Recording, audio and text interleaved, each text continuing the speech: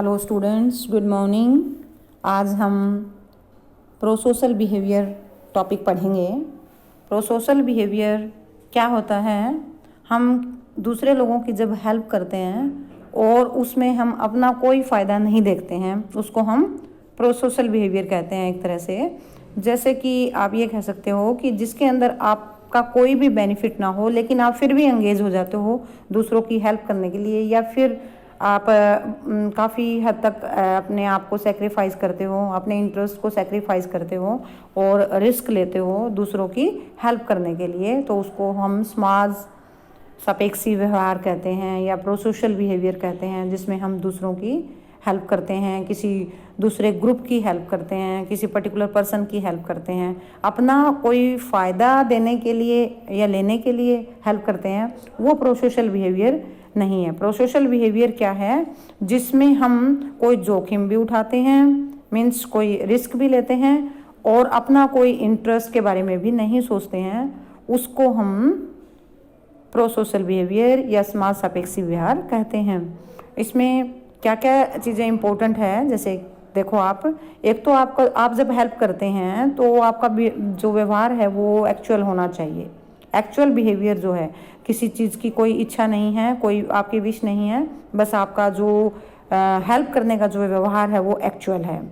दूसरा, आप अपना कोई फ़ायदा नहीं देखते हैं। तीसरा, किसी को भी टारगेट नहीं करते हैं कि आपको किसी को, कई बार हम ऐसे सोचते हैं ना कि उसको नीचा दिखाना, वो उसकी हेल्प नहीं कर रहा, मैं उसकी हेल्प कर देता हूँ, तो वो प्रोसोशल बिहेवियर नहीं है। मतलब जो अच्छी इंटेंशन से हम किसी की हेल्प करते हैं, अपनी इच्छा से जब हम किसी की हेल्प करते हैं, वॉलंटियरली जब हम किसी की हेल्प करते हैं, किसी से कुछ भी एक्सपेक्ट नहीं करते हैं, वो क्या होता है? समाज सापेक्षी व्यवहार होता है, या फिर आप उसको प्रोसोशल बिहेवियर भी कह सकते हैं।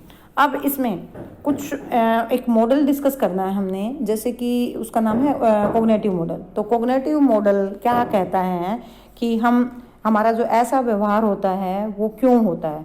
तो जो कॉग्निटिव मॉडल है वो डार्ले लेटन ने बनाया है, डेवलप किया है, और इसके अंदर आप क्या देखेंगे कि हमारा कॉग्निशन जो है वो कैसे इन्वॉल्व होता है, किस तरीके से हम जो सिचुएशन होती है उसका सीक्वेंस बनाते हैं और फिर जो है हम हेल्प करने का डिसीजन लेते हैं।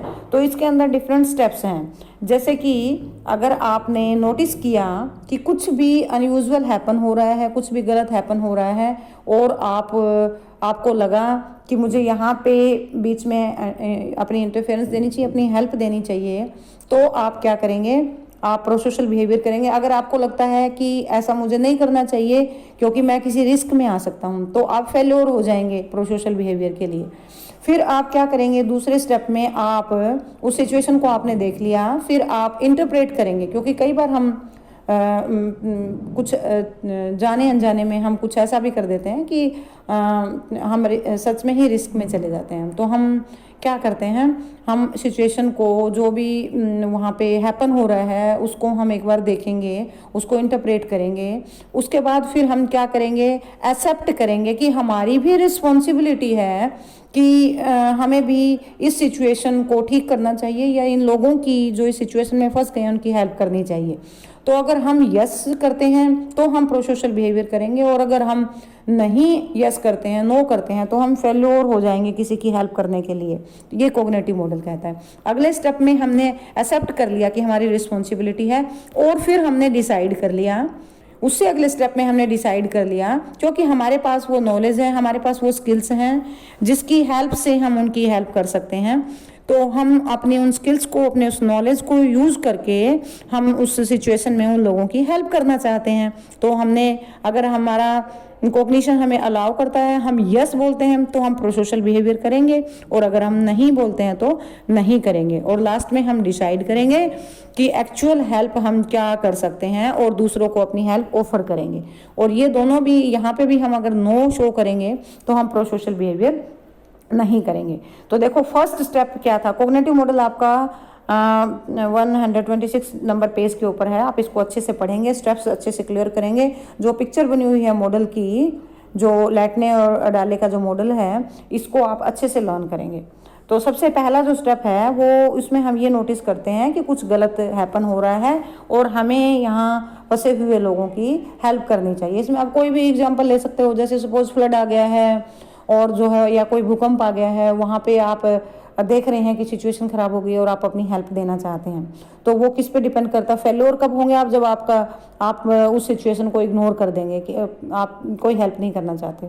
और आपका प्रोसोशल बिहेवियर अक्कर कब होगा, जब आप उसको एक्सेप्ट कर लेंगे कि यस ये सिचुएशन जो है वो इमरजेंसी की है और मुझे लोगों की हेल्प करनी चाहिए। दूसरी सिचुएशन में हम इंटरप्रेट करेंगे कि क्या इमरजेंसी है और जो है सिचुएशन को हम कैसे हैंडल कर सकते हैं, क्या हमारे पास वो सारे नॉलेज और स्किल्स हैं। फिर हम क्या करेंगे, एक्सेप्ट करेंगे अपनी रिस्पॉन्सिबिलिटी कि मैं भी इस समाज का एक हिस्सा हूँ और मुझे भी इन लोगों की हेल्प करनी चाहिए, कि मुझे अपना फ़र्ज़ निभाना चाहिए, तो मैं रिस्पॉन्सिबल हूँ इसके लिए। और फिर अगले स्टेप में आप डिसाइड कर लेंगे कि मेरे अंदर ये सभी स्किल्स और नॉलेज हैं, उसकी हेल्प से मैं ज़रूरतमंद लोगों की, कोई डूब रहा है, कोई भूकंप से कोई नीचे दब गया है किसी चीज़ के, या कुछ भी हो गया है, किसी बूढ़े की हेल्प करनी है, कोई पड़ोस में कोई चिल्ला रहा है उसकी हेल्प करनी है, कोई बीमार है उसकी हेल्प करनी है, तो हम उसके लिए तैयार हो जाएंगे और लास्ट में हम डिसाइड कर लेंगे जो हमने एक्चुअल हेल्प करनी है।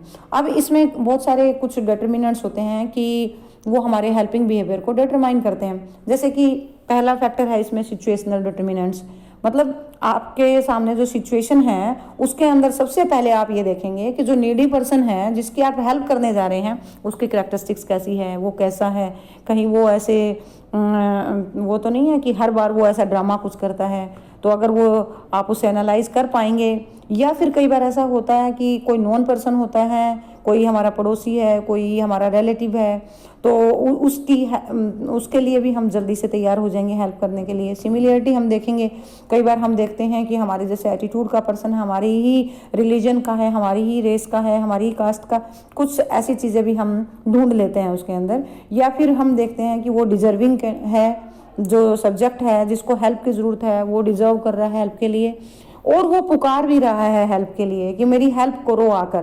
तो इस तरीके से आप उसमें उसकी करैक्टरिस्टिक्स ढूंढेंगे। अपीयरेंस मतलब वो आपको कुछ ऐसा प्रतीत हो रहा है कि उसको हेल्प की सच में ही ज़रूरत है। बाय स्टैंडर्ड है, मतलब कई बार क्या होता है कि जो सिचुएशन कुछ इमरजेंसी की है या डिस्टर्बिंग सिचुएशन है, उसके अंदर जो है काफ़ी लोग सिर्फ और सिर्फ बाय स्टैंडर होते हैं, या मतलब एक कहने का मतलब दर्शक होते हैं, वो हेल्प नहीं करना चाहते हैं। तो वो क्या करते हैं, वो सिर्फ देखने में विश्वास करते हैं, वो हेल्प करने में नहीं करते हैं। तो वो क्या करते हैं कि वो पहले इंटरप्रेट करते हैं सिचुएशन को कि जो सिचुएशन है जैसे वो क्लियर है कि नहीं है, क्या मतलब हम जो सोच रहे हैं कि वो समस्या में है तो वो रियल में ही समस्या में है या नहीं है। या फिर आप देखेंगे कि आप एनालाइज भी करेंगे देखने के बाद कि जो सिचुएशन है वो रियल में ही हेल्प डिमांडिंग है या नहीं है, मतलब हेल्प मांग रही है कि नहीं मांग रही है। कई बार ऐसे होता है कि सिचुएशन हम देखते कुछ और है, होता कुछ और है। तो ऐसी सिचुएशन में हमें हेल्प में एकदम से नहीं चले जाना चाहिए, हमें पहले उसको एनालाइज करना चाहिए। तो कई बार जो है, और जो बाहर जो लोग खड़े हुए होते हैं वो रोकते हैं कि आप रिस्क में क्यों जा रहे हैं, तो आपको मतलब अपने आप को सेफ रखना चाहिए। तो वो लोग क्या होते हैं, वो एक तरह से इनहिबिट करते हैं, आपको रोकते हैं, मतलब आपको प्रावरोध करते हैं कि आप ना करें, हेल्प ना करें। तो उसके बाद आप ये देखेंगे कि जो भी आपकी जो आशंका थी उसको आपने इवेलुएट किया, एप्रीहेंशन को इवेलुएट किया, और आपको लगा कि जो हेल्प लेने वाला पर्सन है वो एकदम सही है और हमारे अंदर पोटेंशियल है, हम हेल्प कर सकते हैं, तो हमें करनी चाहिए, हम चले जाते हैं वहाँ पे करने के लिए। या फिर कई बार ऐसा भी होता है कि मैं क्यों करूँ, हमारी जो रिस्पॉन्सिबिलिटी है, जो हमारा दायित्व है वो डिफ्यूज़ हो जाता है, डिफ्यूजन हो जाता है। तो अब ये जो खड़े हैं ये हेल्प क्यों नहीं कर रहे। तो इस तरीके से क्या होता है कि कई बार जैसे एक्सीडेंटल मिस हैपनिंग होती है उसमें कि बाकी लोग भी तो अपनी गाड़ियां लेकर चले जा रहे हैं, हम ही क्यों हेल्प करें। तो उस सिचुएशन में दूसरे का कई बार नुकसान हो जाता है। तो या इस तरीके से जो है हमें ये देखना चाहिए कि हमें रियल में हमारी कहीं पे ज़रूरत है और नीडी पर्सन है और हमें उसकी हेल्प करनी चाहिए। तो जो ये जो मॉडल है इसके कुछ एक तरह से आप ये भी मान सकते हो कि इसके पॉजिटिव इफ़ेक्ट्स भी हैं कि हम एनालाइज करते हैं अपने with the help of our cognition, और हम सिचुएशन को एनालाइज करके हम नीडी पर्सन की हेल्प करते हैं। तो एक तरह से आप इसको हेल्पिंग मॉडल भी कह सकते हैं। फिर कुछ सोशो कल्चरल फैक्टर्स होते हैं कि जो है हमारी कुछ, कई बार हम ये भी मानते हैं कि हमारी सोसाइटी के अंदर हम रहते हैं तो हमारी सोशल रिस्पॉन्सिबिलिटीज़ भी हैं कि हम दूसरे लोगों की हेल्प करें, और हमें करनी भी चाहिए वो हेल्प। तो हम अपने आप को सक्षम समझते हैं इसमें कि हम दूसरे लोगों की हेल्प कर सकते हैं अगर हम इसके लायक हैं तो। दूसरा, हमारे आपस में जिन लोगों की हमें हेल्प करनी है उनके साथ हमारे पारस्परिक संबंध कैसे हैं, आपस में हमारे संबंध कैसे हैं, या उस पर्सन ने कभी हमारी हेल्प की है तो हम क्या सोचते हैं कि उसने अगर की है तो हमें भी करनी चाहिए। और दूसरी बात क्या है कि हमारी जो इंटेंशन है वो भी सही होनी चाहिए कि हम रियल में ही हेल्प करना चाहते हैं, पर्सन जो है वो नीडी है। और उसके बाद हम आगे देखेंगे कि अगला पर्सन रिएक्ट कैसे करता है। कई बार हम हेल्प करते हैं और वो नेगेटिव तरीके से रिएक्ट करता है, तो हमें वो भी जज कर लेना चाहिए। सोशल जस्टिस के लिए भी कई बार हम तैयार रहते हैं कि हम अगला जो कैंडिडेट है जिसको हेल्प की ज़रूरत है, जो नीडी पर्सन है, वो बहुत डिजर्विंग है, और हमें जो है वो सोसाइटी के नियम जो हैं वो ये कहते हैं कि हमें किसी भी नीडी पर्सन की हेल्प करनी चाहिए अगर वो डिजर्विंग है तो इस तरीके से हम उसको देखेंगे।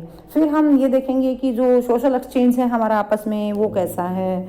सोशल एक्सचेंज का मतलब हम कि इससे भाई दूसरे ग्रुप को, दूसरे लोगों को कोई नुकसान तो नहीं हो जाएगा इसकी हम हेल्प करेंगे तो इस तरीके से हम अपने जो कुछ जो फैक्टर्स हैं जो कि एक तरह से आप ये कह सकते हैं प्रो सोशल बिहेवियर को डिटरमाइन करते हैं। या फिर कई बार ये भी होता है कि काफ़ी सारे लोग रिवार्ड के उसमें रहते हैं कि हमें रिवार्ड मिलेगा कि नहीं मिलेगा, या फिर हमारी जो हेल्प करेंगे उसका हमें कॉस्ट मिलेगी कि नहीं मिलेगी।